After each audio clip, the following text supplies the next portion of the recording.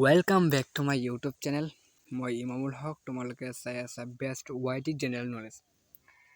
আজি মই এইটো ভিডিঅ'ত লৈ আহিলোঁ যে ক্লাছ 6ৰ এছামিছৰ যিটো চেপ্টাৰ 3 যে অসমীয়া ভাষাৰ বিকাশৰ সেইটো চেপ্টাৰৰ কুৱেশ্যন আনচাৰখিনি আলোচনা কৰিম, যিকেইটা ইম্পৰ্টেণ্ট কুৱেশ্যন যে এক্সামত আহিব লগা কুৱেশ্যন সেইকেইটা আলোচনা কৰিম। ঠিক আছে, বুজি পাইছা? এতিয়া চোৱা যে 3 নম্বৰ পাৰ্ট 3 অসমীয়া ভাষাৰ বিকাশৰ কথা। 2 নম্বৰ কৈছে উত্তৰ দিয়া। ক নম্বৰটো কৈছে যে নয়নাহঁতে খুৰাকৰ পৰা কিহৰ বিষয়ে শুনিবলৈ ইচ্ছা কৰিছে। তোমালোকে এনচাৰটো দিব পৰা এনেকৈ যে নয়নাহঁতে খুৰাকৰ পৰা অসমীয়া ভাষাৰ বিষয়ে শুনিব ইচ্ছা কৰিছে। তাৰপিছত খ নম্বৰটো আছে যে হেমচন্দ্ৰ সৰস্বতীয়ে ৰচনা কৰা তোমাৰ পাঠত উল্লেখ কৰা পুথিখনৰ নাম কি। তোমালোকে লিখিব পাৰা যে প্ৰহ্লাদ চৰিত্ৰ। যদি 1 মাৰ্ক থাকে এক্সামত, যদি 1 মাৰ্কৰ কুৱেশ্যন দিয়ে, এইটো যদি 1 মাৰ্কৰ কুৱেশ্যন দিয়ে তেনেহ'লে তোমালোকে প্ৰহ্লাদ চৰিত্ৰ লিখিলেই এইটো হৈ যাব। ঘ নম্বৰটো আছে যে অলিখিত বা মৌলিক সাহিত্য মানে কি। আনচাৰটো এনেকৈ যে যিবোৰ সাহিত্য লিখিত নহয় বৰং মানুহৰ মুখে প্ৰচলিত তেনে সাহিত্য অলিখিত বা মৌখিক সাহিত্য বুলি কোৱা হয় বা বোলা হয়। ঠিক আছে, বুজি পাইছে নিশ্চয় তোমালোকে। তাৰপিছত ঘ নম্বৰটো আছে যে ভাষাৰ 2টা উপাদানৰ নাম লিখা। ভাষাৰ 2টা উপাদান শব্দ আৰু বাক্য। তোমালোকে জানাই যে যদি 1 মাৰ্কৰ কুৱেশ্যন থাকে তোমালোকে খালি শব্দ আৰু বাক্য লিখি দিলে হ'ব। আৰু যদি 2 মাৰ্কৰ থাকে, যদি 2 মাৰ্কৰ তোমাৰ কুৱেশ্যন পেপাৰত মাৰ্ক হিচাপে তোমালোকে লিখিব লাগিব। যদি 2 মাৰ্কৰ কুৱেশ্যন থাকে তেনেহ'লে তোমালোকে এনেকৈ লিখিবা যে ভাষাৰ 2টা উপাদানৰ নাম হৈছে শব্দ আৰু বাক্য। বুজি পাইছা নিশ্চয় মোৰ কথাটো। নম্বৰটো কৈছে কি কৈছে যে অসমীয়া ভাষাটোৱে কেতিয়া স্বকীয় ৰূপ লাভ কৰিবলৈ আৰম্ভ কৰে। তোমালোকে উত্তৰটো দিব পৰা এনেকৈ যে অসমীয়া ভাষাটোৱে দশম শতিকাৰ পৰা স্বকীয় ৰূপ লাভ কৰিবলৈ আৰম্ভ কৰে। 4 নম্বৰটো আছে যে অসমীয়া শব্দৰ প্ৰচলন কাৰ আলমত বেছিকৈ হৈছিল। তোমালোকে এনচাৰটো দিবা যে ইংৰাজৰ আলমত বেছিকৈ হৈছিল। অসমীয়া শব্দটোৰ ব্যৱহাৰটো মানে ভুল আছে। তোমালোকে ভুল নহয়, এইটো শুদ্ধ হয়।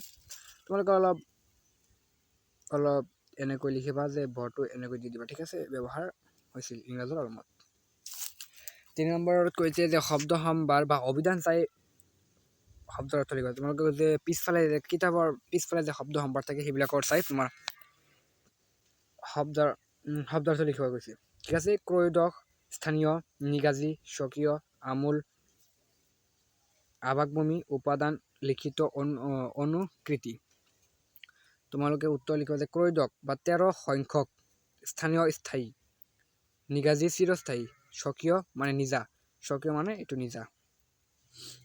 আমূল বা আমূলৰ অৰ্থ কি যে কোনো অধিপতিয়ে শাসন কৰা কাল। আৱাসভূমি, বাসভূমি, উপাদান, উপকৰণ, অলিখিত, লিপিবদ্ধ নোহোৱা, অনুকৃতি, অনুকৰণ। 4 নম্বৰত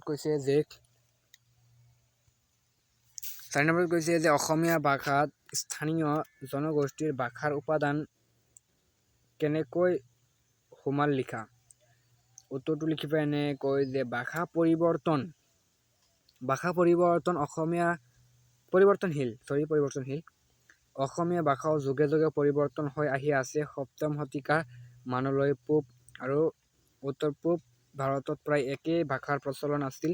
তাৰ আগতে অসমত অৰ্থাৎ যেতিয়াৰ কামৰূপ ৰাজ্যত প্ৰচলিত ভাৰতীয় ভাষাটো দুটাই এটাকৈ স্থানীয় শব্দ আৰু আছে সোমাবলৈ লৈছিল। কাৰণ অতি পুৰণি কালৰে পৰা অসমৰ বিভিন্ন জনগোষ্ঠীৰ নিগাজী আৱাসভূমি। সকলোৰে মাজত ভাষা সংস্কৃতি আৰু ভাৱৰ আদান প্ৰদান হৈছিল। ফলত ইটো সিটো ভাষাৰ উপাদান স্বাভাৱিকতে মিলিত হৈছিল। তেনেকৈ অসমীয়া ভাষাত স্থানীয় জনগোষ্ঠীৰ ভাষাৰ উপাদান সোমাই পৰিছিল। এইটো কিন্তু কমচে কম তোমালোকৰ এইটো মতে 3 বা 4 মাৰ্ক থাকিব। ঠিক আছে, যদি পৰীক্ষাত আহে 3 বা 4 মাৰ্ক এইটোত থাকিবই। তাৰপিছত 6 নম্বৰটোত কৈছে কি যে তলত দিয়া বিশেষণ পদবোৰৰ বিশেষ্য পদলৈ লিয়া। সুন্দৰ, প্ৰচলিত, স্থানীয়, ৰচিত, পৰিৱৰ্তিত, বিশেষিত। উত্তৰ ইফালে তোমাৰ কি আছে বিশেষণ আছে, ইফালে তোমাৰ বিশেষ্য কেইটা লিখি ল'বা। সুন্দৰ সৌন্দৰ্য, প্ৰচলিত প্ৰচলন, স্থানীয় স্থান, ৰচিত ৰচনা, পৰিৱৰ্তিত পৰিৱৰ্তন, বিশেষিত বিকাশ। ঠিক আছে, এইবিলাক একেবাৰে সহজ, তোমালোকে লিখি ল'বা। 8 নম্বৰটোত আছে যে তলৰ শব্দবোৰৰ একোটাকৈ সমাৰ্থক শব্দ, এইটো সমাৰ্থক হৈছে, এইটো সমাৰ্থক দি দিবা, সমাৰ্থক শব্দ লিখা। যে ধুনীয়া, সুন্দৰ, প্ৰাচীন, পুৰণি, পুথি, কিতাপ, নিগাজী, স্থায়ী, পূৰ্বতে, আগতে, সামৰণি, শেষ, এইবিলাক তোমালোকে পাৰাই জানো। 10 নম্বৰত আছে বাক্য ৰচনা কৰিব দিছে। 10 নম্বৰত তোমালোকে বাক্য ৰচনা কৰিব দিছে যে মিচিকিয়াই, যে গীতাই কল্পনাৰ কথা শুনি মিচিকিয়াই হাঁহিলে।